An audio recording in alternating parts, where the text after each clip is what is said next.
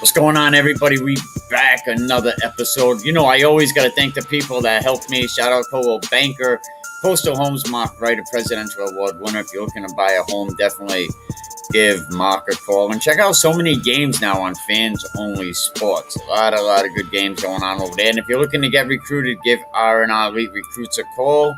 And Emerson Kilgore, 401 Strength and Fitness, man. Emerson always on the podcast, but let's get into what we're really here for. We're going to bring in Coventry Oakers Gary Goodheart after a stressed out week off, and I'm sure it was stressed out, them not playing last week. Anytime any team does not get the opportunity to play, it's definitely a stressed out week for the whole staff. So we're going to bring in Coach Goodheart. We're going to get this out of here, get that out of here. Coach, what's up, man? How you doing? Good. How you doing? Thanks for having me. Oh, always welcome. Give me 1 second to fix something else here, man. Good game last night. Good win. We'll start off with the win. How was that game?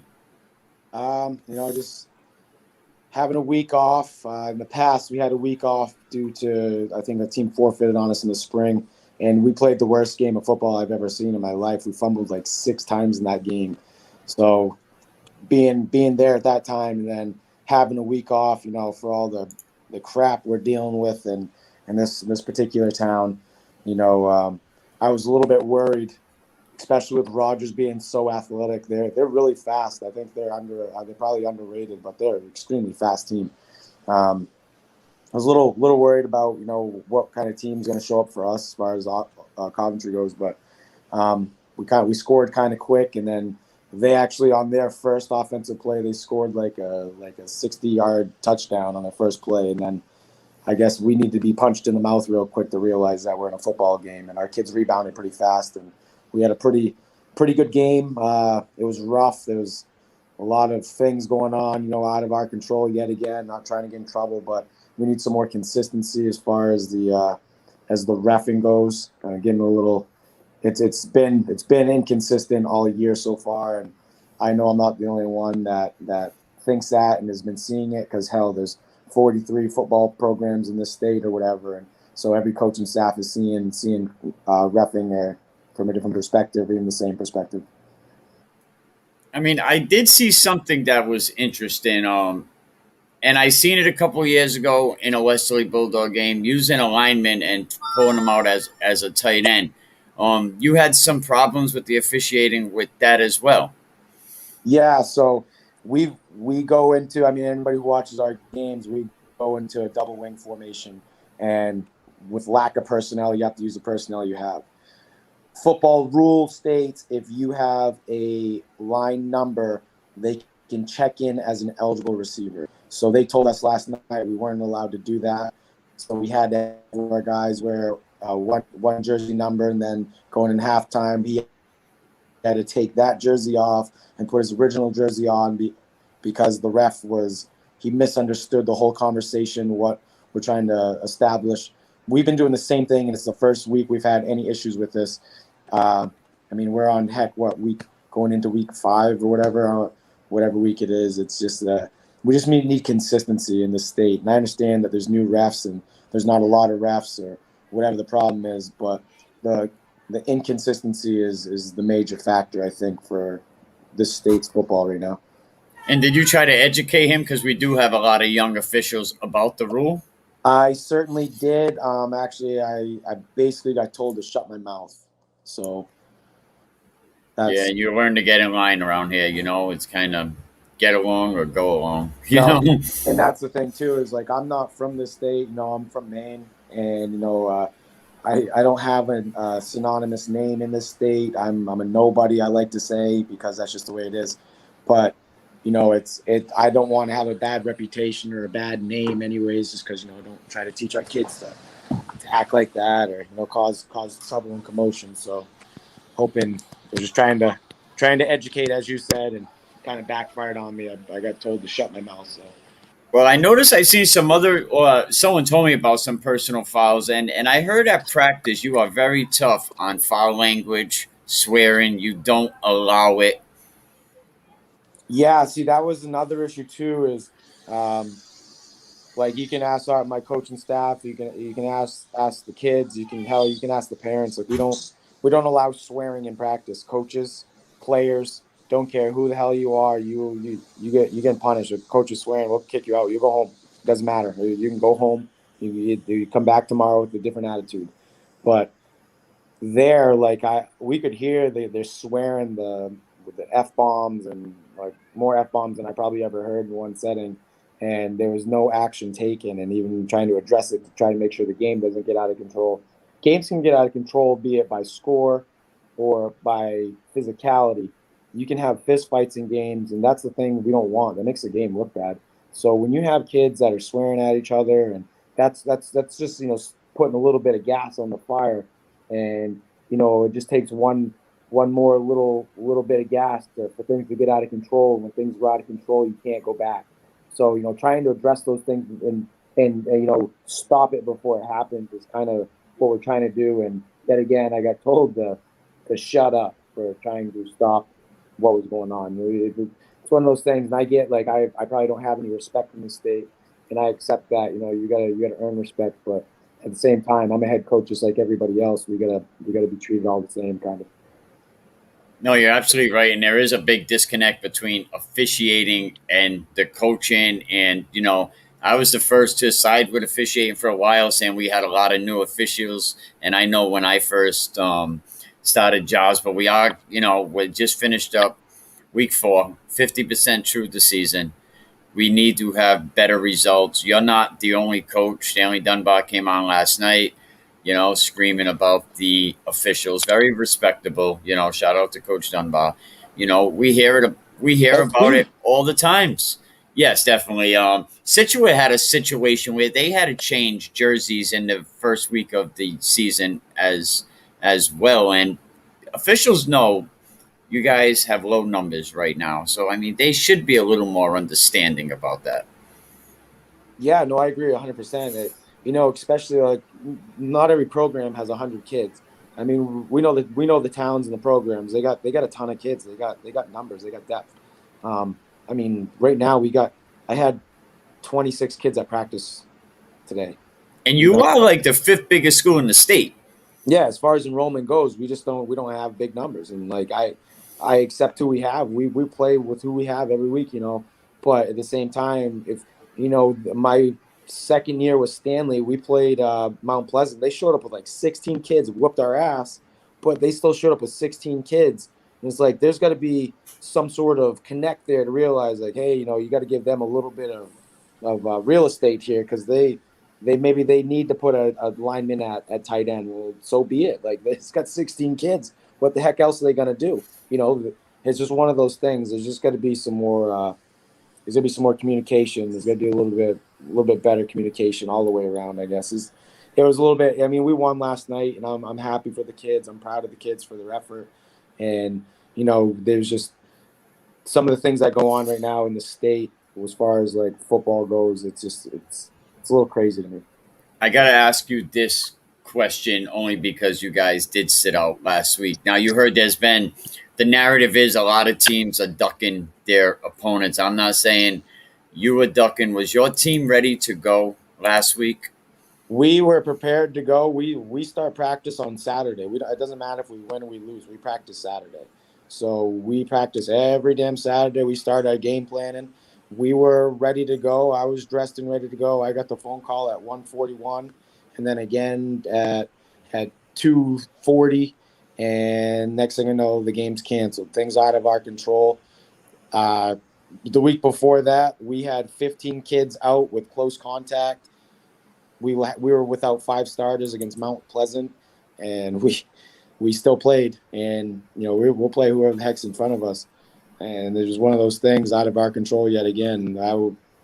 My kids were devastated.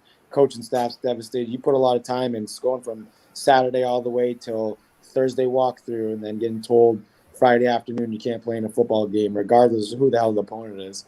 And yeah, I know everybody in the state realizes how good St. Ray's is. Doesn't matter how good they are, we still want to play them because Well, it gets you to realize what you need to work on, what you are compared to the best team. St. Ray's is the best team in Division II. Hell, they might be the best team in the whole state. They could probably beat Henrikin and maybe Portsmouth and probably LaSalle right now. I don't know.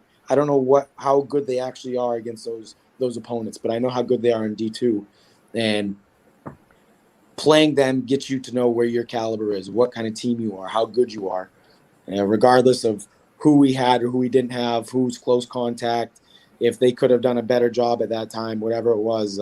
It wasn't on us. We weren't ducking them. We got given the short end of the stick too. Well, you can understand the narrative because you see a lot of these teams that are backing out on a Monday and then calling you 10 minutes later saying we can have a JV game in a lower division. And it's like the lower divisions are basically, respectfully, they are JV teams. So how you gonna? So I just wanted to get that out the way because I know you guys were ready, and I know one of your coach's wife went in the other day on Facebook saying we were ready. It was a heartbreaker for our teams, and then to see Mount Pleasant playing that same week, it was really a heartbreaker. Yeah, the whole thing, it was a debacle. Yet again, we talk to our kids about worrying about the things that are in your control. You can control your effort, you can control your time in practice, you can control, your enthusiasm, but you can't control the things on the field, and you can't control any of the things that are just that are going to be out of your control. And that was one of those things that we got told, just before 3:00, hey, that we're canceling the game. So that was one of those things. My kids are ready. We were going to be at the school at 3:00. We got to get taped up. We do our walkthrough. We do our regular routine, a little talk, and then we were going to be ready to go. Coach Goodheart, your quarterback, man, stepped up, and I think he's playing very well. Gavin Nurmi, is that his name? Am I saying that correctly? Yeah, But he's Gavin Nurmi. inside. He's inside the top 10 right now as the state's top quarterbacks. I think he's sitting at number 7 with 274 yards with a QB rating of 114. Yeah, we try to minimize, a lot of risk for him because he's only a junior, his first year. When you got a kid like Will Turner who starts for 4 years, I mean, Will was one hell of a kid, not only, just as a football player, but as a human being. Will Turner carried almost a 4.9 GPA. He's just literally one of those kids. He's going to do something great for this world, not just, football wise. He's just one of those people, one of those humans that something is going to happen great because of him, because that's just the type of person he is. So when you have to fill those shoes of, replacing, a really good football player, a really smart kid, a really, really good human being, it's big, big shoes to fill. So Gavin kind of has that. I know he has that weighing on his shoulders, no matter who you are. When you're replacing somebody like that, that's all you think about. So, getting him to understand that managing the game is more important, not trying to be the one trying to win the game. So, he's really starting to learn that now. And last night, he made a lot of mistakes. So he had a really good game, I guess, statistically, but he also had turnovers and mistakes too, and a lot of things that we got to work on and improve on. But Gavin is he's going to be, when he's a senior, he's probably going to be one of those kids everybody will be talking about.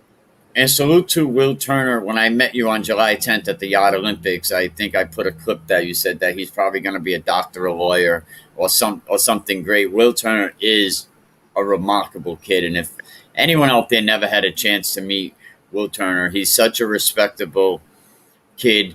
When we were trying to do the off-season team, when they weren't allowing us to play football, he was part of the program, and I was just so amazed with the maturity level of that young man. So shout out to him.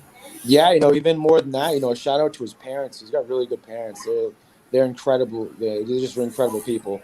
They do all the right things. They really have. They got like 4 kids, and all their kids are doing special stuff. Hell, their youngest is going to be a pro baseball player probably someday. So Now he opted out this year of football, right? yeah, I mean he's got some really, really big offers from big schools in Division I baseball. So I mean, like, all the biggest schools in the country are reaching out to him to play baseball for him. So you can't even be mad at that. No, heck no. I mean, when you're getting recruited, I mean, he was a sophomore pitching 93, 94 miles an hour, and he's only a sophomore. He's a junior now. So when baseball season comes, He might be throwing 95, 96. Senior year hitting 97, 98.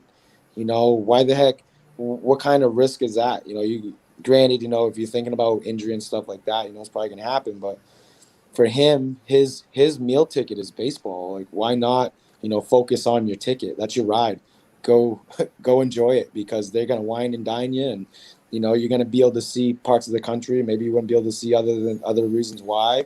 And then eventually maybe you get drafted, and you can make it so your mom and dad don't have to work no more. Like, no, go do that, dude. And salute to his parents, because it takes a lot not only to put one kid through high school, get them ready, keep them out of trouble, keep them walking that straight line, Coventry, yes, it is a suburban community, but it's not your peaches and cream pie community. There's a lot of issues in Coventry. So salute to his parents for not one kid, but two kids, getting them ready for college. And salute to all the parents out there and all the wives too, because it takes a lot for the wives and the parents for you guys to go out there and put on a good product. I believe no, they got 4 kids they put through college. 4 kids. Salute to that. Salute to them. Pretty incredible. But yeah, salute to them. Another kid and I knew last season he was going to be good. Jaden Cannavale. He's a senior this year. Already he's inside the top 3 of my rankings for top running backs. Not only me, Max Preps has him. And I bring this up because I notice you guys are a big contributor to Max Preps. You're one of the teams that at least put stats up. And it's so important because all you're doing by not putting stats up is hurting these kids' opportunities. They don't make the top New England list. They don't make the top 100 high school player list, so salute to you for that. But let's talk about Jaden a little bit. Jaden, he's top 20 in his class. Coventry's got like 1,700 kids, so he's the top 20 of, I think he's like 16 or something like that of 400 plus kids in his class. Not only is he top 20, but he's trying to get into the Army Academy there, West Point, and he wants to be an officer, and he has plans to do great things over there. He's a weight room warrior.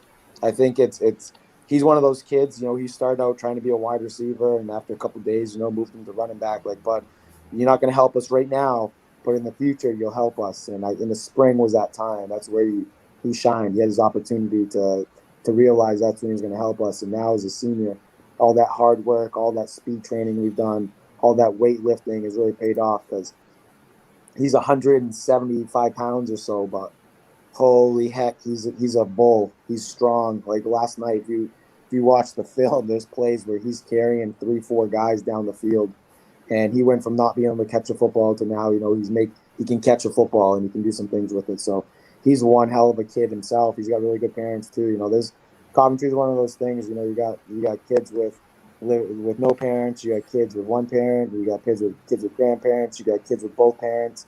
So he's in one of those fortunate situations where you got both his parents in a really good household, and he's just one of those kids. You wish you had 10 and 20 of those guys because of the hard work he does. And when you got kids that are carrying 4.5 plus GPAs all over the board, it makes things a little bit easier to coach, because the things you can install, the just their ability to remember, it helps out so much almost in every facet. Well, it really does. And you mentioned the GPA and scoring high across the state. I don't know how bad your team was affected, but a lot of kids got hit with the academic not eligible, because of failing out last season. Some teams lost as many as 11 players. So salute to the kids that are getting it done in the classroom, because I don't care how good you can ball. If you're sporting a 1.8 or a 2.0, like, you are not going to college. Yeah, and that's one of those things we try to preach too, is like, football is not just like, I love football. I think everybody who's into football, coaching or playing, you have to have some sort of a love or a passion for it. But at the end of the day, 70% of the households in America are single family, and typically that's a single mom. So for us as coaches, we are the male role model in these kids' lives. So if we're not trying to emphasize school, family first, school second, then football, and then all your other priorities after that, then we're not doing our job. Because if these kids want to go to college, we got to preach it. Like, if you don't have good grades, you can't go. They don't want you. College is competitive. Kid like Will Turner applied to every single Ivy League school there was. Wait a minute. He didn't get into not one of them. He didn't get accepted to not one Ivy League school, having an incredible GPA, extracurriculars, everything he does for the community, all his community service, like the things behind the scenes, the all the little things that they want to see. He didn't even get accepted to not one Ivy League school. Try to tell the kids if Will Turner is not getting accepted to Ivy League schools with the incredible resume he has, and you're doing this little, how do you anticipate getting accepted to college? It's competitive. It's just like anything else. And that's no like when that ain't no slap in the face to Ivy League schools. That just shows you how hard it is. Absolutely. It's competitive. It is absolutely competitive. 1% makes it to football. And I had Nate Turner on the other day, a couple of weeks ago. He played on the Buffalo Bills Super Bowl team. He played on Carolina Panthers team, and he said, "Listen," he said, "for anyone to say I was a bust or anyone else is a bust, I'm 1%. I'm part of that 1% club." You make it You to the know, show, that's a big deal. yes, definitely. You make it to the NFL, a big deal. Emerson Kilgore says success in football is playing any level after high school. Do you agree with that? 100%. Like I'm a little guy, you've seen me. I'm 5'6.5", 5'7", 165 pounds. And I mean, I was fortunate enough and where I'm from to be able to play a little bit of college football myself. So I take that like that's a compliment, I guess. I got to play for a couple minutes or whatever. So that was it's true. Like if you get an opportunity to play any post secondary sport, you get to go on hell lacrosse, track, soccer, hockey, wrestling, whatever it is, football, basketball. Like you're lucky. I mean, you put the work in, whatever it is. You're a good enough athlete. Then you're part of that percentage. But Nick, if you're so good, you get to make it to Division 1. I was just a Division 3 athlete. If you're good enough to make Division 1, that's a whole nother bag of worms. And then if you get to go pro, holy crap, you're in the upper echelon. yeah, I mean, just making it to Division 1, and a lot of Rhode Island kids. I mean, as much as they say I want to go Division 1, as good as you think you are in this little state, it's a whole different monster. I bring Emerson up again. Went to Syracuse when there was only 3 kids on Division 1 NCAA rosters, and I said, "So when you got there, was you able to pull out the lawn chair and relax?" He said, "Oh no, it got even hotter at that point." So not every, nothing wrong with Division 3, Division 2. You're there to get the education. That's exactly what it was. Like I realized real quick. Like, look, I was the third smallest of 120 guys on a college football roster. Like they recruited 25 guys from South Florida to come out and play Division 3 football. It's like these guys are running 4.40s and guys my size dunking. Like I couldn't barely touch net, so I knew real quick. Like, all right, I'm gonna try to get this degree. My guy Nick Kopp, very good football player. His father's one of your assistants. I think he made your all division list last year. I think he even might have made all state. Um, I'm not sure. But let's talk about Nick Kopp a little bit. Great kid. Did you move him to lineman this season? Well, first thing, actually, Nick Hart made first team All State linebacker in the spring, and then they made him a preseason All State linebacker. I know it's Eric Rube, but so he got put on the list. Yeah, he's had a good season, whatever so far. It was actually his idea. He was one of our running backs, and he walked up to me one day and said, "Coach, no, I think for the greater good of the team." In lack of depth, he said, I think I'll go on the line if you want me to, if you think that'll help. And I said, Nick, if you're willing to do that for the team, that'll help the team tremendously. So Nick did the most selfless act I've ever had a high school kid do in my 10 years of coaching, and went from being, a guy getting his name in the paper to being the guy getting the guys in the paper. I mean, and how surprised were you? Because when you just told me that, I was surprised, because what I know of Nick, he loves carrying the ball. He loves being, in the backfield, so salute to him. But how surprised was you? You just said it was a selfless act, you know what I mean? So salute to him. It shows his level of maturity. What does that say about the man? Two things in my eyes. One, leadership. You got a kid who got a taste of victory and wants to, continue to win. And knowing that you got his best friend's Jaden Carnival, So his best friend's in the backfield. So who better to block for than your best friend? So Nick stepped up to do that, and two, Nick's just a competitor. He's a great kid. He wants to win. So above all else, he knew that's what the team needed, and he stepped up. It was a surprise at first, but just knowing how he is, I know Nick more than just on the field. Like his dad's one of our coaches, so his dad, is a friend, and I get to see Nick in a different eye than just coaching. So I know what kind of kid he is, and he wants to win, and he Yes. knows that that's one of the things that it's going to take. So, but him being one of the stronger kids around, I would like to see other kids in the weight room and see them with Nick Carpinello, because Nick, he's a 4-year starter. He's much like Will Turner. Will Turner's a 4-year starter. Nick Carpinello is a 4-year varsity starter. So Nick is a weight room warrior. People probably don't look at him and know this, but he works out 2 and 3 times a day. Does he? He's eating, sleeping, thinking about football, working out, and making it to the next level. I mean, what a great example he is. He's a great leader. I met Nick, again when I did the private league competition. His father, nice coach. And um, when I talk about his dad, me and him had a little disagreement a few weeks ago. And but it just shows how loyal his father is to the Coventry Oakers. So salute to him. Another good coach you have is Andy Jervisini. Great line coach. You know, um, Even me and Andy had a few issues, but I still respect him as a coach. He was up here in Wesley for a little while, so you put together a decent staff. Yeah, I know. I didn't know anything about Coach Jervisini. Got word that he was interested in coaching and brought him on staff, and this season made him the defensive coordinator, and I think it was a good move. He's doing a good job with the defense. Um, he's a young guy.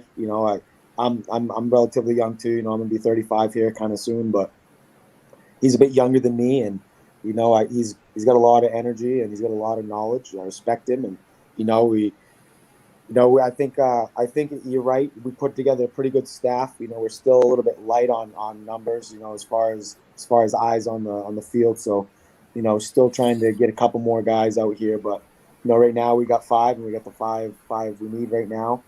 Um, all of our coaches, they do a great job. I try not to take any credit for anything. I think they deserve it. We got good coaches. We got good assistant coaches. We got a good volunteer coach, and everybody pulls their weight. Everybody wants to win. At the end of the day, everybody wants to win. Everybody has the same goal, and I'm very thankful for the guys we have on staff. Because we go through a lot. Coventry's a tough place to coach. Uh, it really is, and the guys that no matter what adversity we go through each week, they still show up, and they're still positive, and they still understand that we still got a job to do. So I'm just very thankful for those guys, to be honest. And everyone knows that you're in a tough situation with what you have going on up there. It is a good school, it is a good town, and you just need more wins. What does Coventry? What do you see going forward for Coventry right now? What is your next couple of weeks planned out? How do you feel? We're already 50% halfway into the season.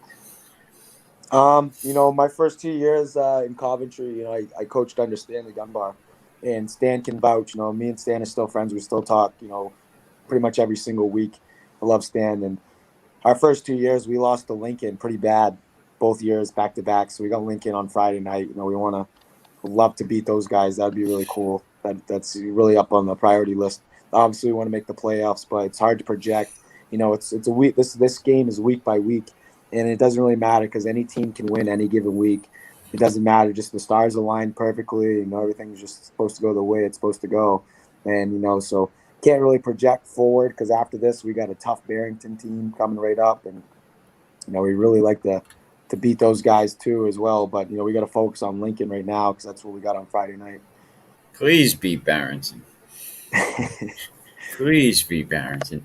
I don't. I think the side of the Division II you're on. I think you guys are pretty much the better team. Mount Pleasant, Coach Addison doing a great job, as you seen a couple of weeks ago. But you were outmanned, you were outnumbered.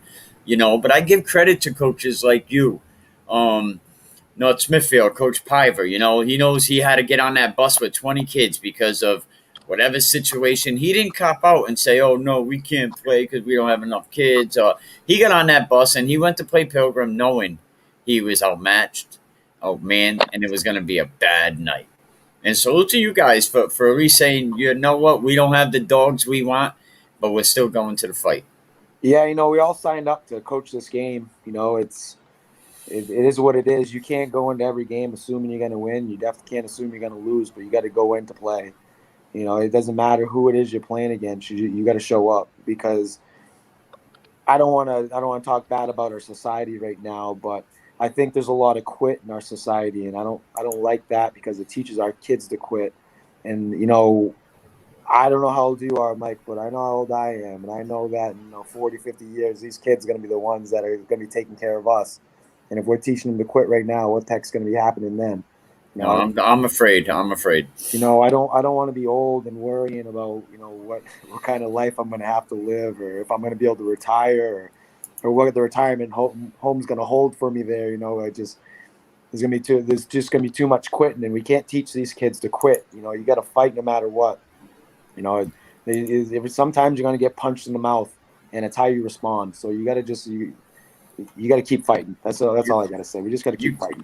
You got some Rocky I think Rocky said something like that. It's how hard you keep coming back and keep fighting and keep fighting. You're absolutely right. Before I let you go, I just need to make a couple quick announcements, man. This show and last night's show was dedicated to the life and memory of Leroy Matitol. Played at Pilgrim. Pilgrim had a nice moment of silence last night. They actually put the decals on his helmet. So he's a friend of mine. In this picture, you see him with 5-time champ Vinny Pazienza and also Mickey Ward. I'm not sure who the guy is with no hair on the right, but salute to him.